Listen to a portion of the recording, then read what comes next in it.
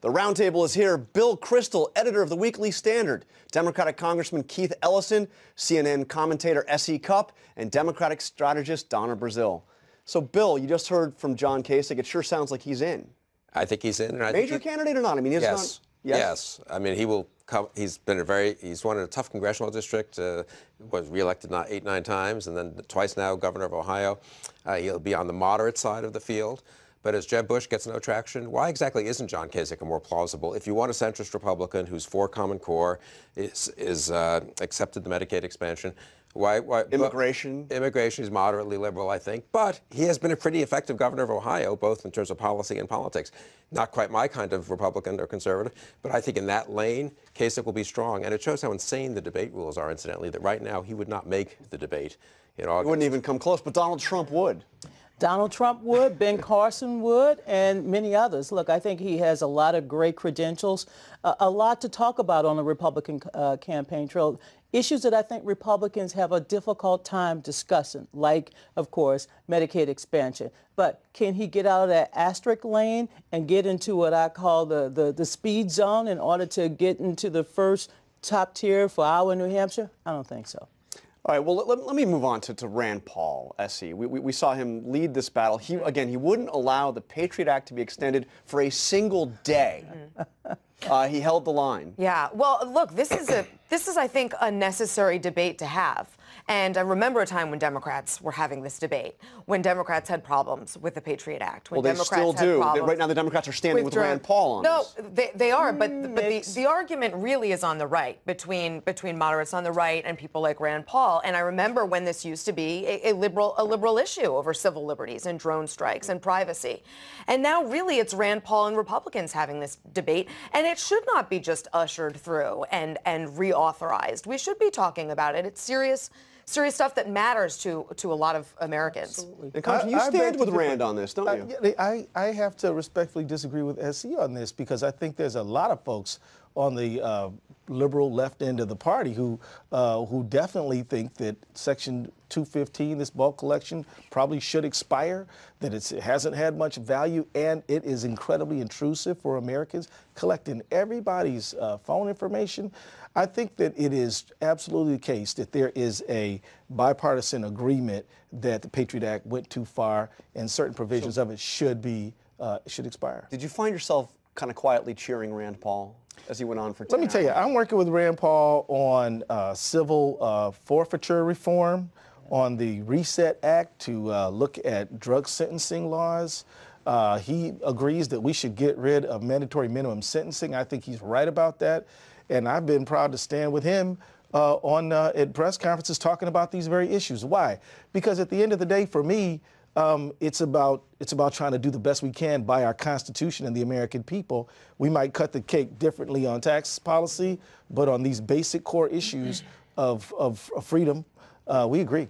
I mean, Keith doesn't stand with Rand. That's not fair to Keith. Rand stands with Keith. And Yeah, I mean that seriously. They had these positions first. Rand Paul has now decided he wants to be a liberal Democrat, undercut necessary intelligence collection, weaken the police officers in our intelligence services. And Rand Paul thinks that's going to sell in a Republican primary. I think he's deeply misguided about that, but I guess he sincerely believes it, and he's welcome to make the case.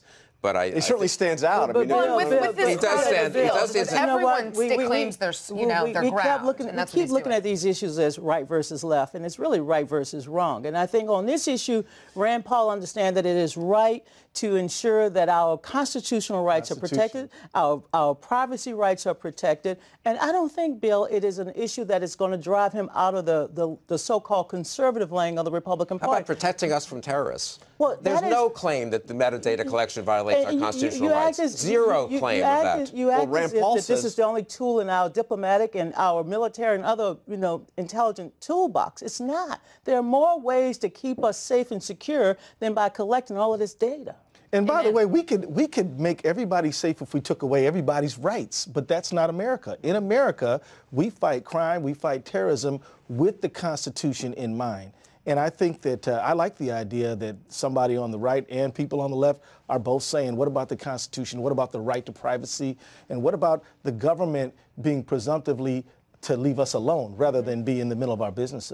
Okay, so I want to get to the other big names here: Jeb Bush, Hillary Clinton. Bill, you had a tweet that caught my eye. You said I'm increasingly getting the sense that Clinton-Bush 2016 will be like the much anticipated Clinton-Giuliani 2008 race. Neither will be the nominee. Okay, maybe I can buy Jeb having some problems, but Hillary? Well, in January, no one could buy Jeb having problems, and I think I was one of those who said no, and I said he's much less inevitable than people think. He could still be the nominee, obviously. He's an able guy, but he's not by any means the prohibitive frontrunner. Hillary now seems to be the prohibitive frontrunner, but does anyone think, incidentally, that if Elizabeth Warren actually got in the race in October or November, that it wouldn't be highly competitive? Does anyone think that Bernie Sanders is not going to gain on Hillary Clinton over the next 3 or 4 months, and this thing that looks like a lopsided race now won't close up? I think it will. But what about the emails? We saw 300 emails come out. There were Clinton people eager to point out no smoking gun. Okay. Did you see anything in there? Well, when you decide which emails you release, I'm sure you're going to eliminate the one that has a smoking gun. You're not going to put the smoking gun in there? Probably not. But look, I don't think the American people, I don't think voters care about the emails per se or the Sid Blumenthal thing per se. I think they care about integrity. And I think it's clear that Hillary Clinton, on numerous occasions, have decided she's not going to follow the rules. The rules do not apply. Even rules that President Obama set, rules that she agreed to herself. And that, I think, does resonate. So I agree with Bill. I don't think Hillary is that inevitable. The last time she ran, among the people, the half of the country that was predisposed to like her politics and who knew who she was, they voted for the other guy, a Democrat. So I don't think she's inevitable. And I think Republicans and Democrats are way too scared of her than they need to be. No, I don't think anybody is scared of Hillary Clinton. And, okay, good. So you can rest assured that that's not the issue.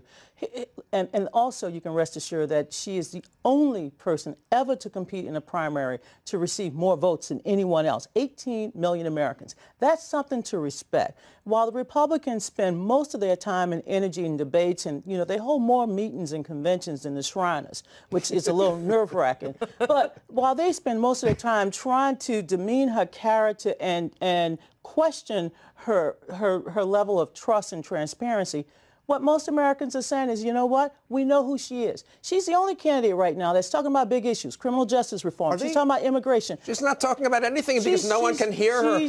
I like the way Donna's decided it's terrible. The Republicans are actually giving speeches, having press conferences, giving interviews, meeting voters. Maybe Hillary Clinton should try to actually say something about something. What is her position on the NSA? What is her position on the NSA? What's her position on the free trade?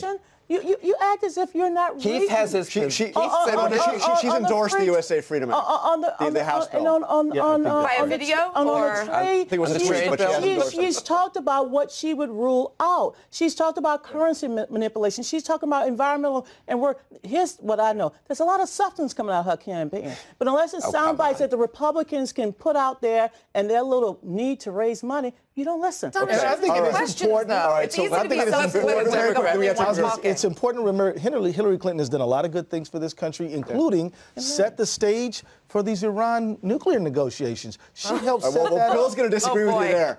I agree. She did set the stage for that.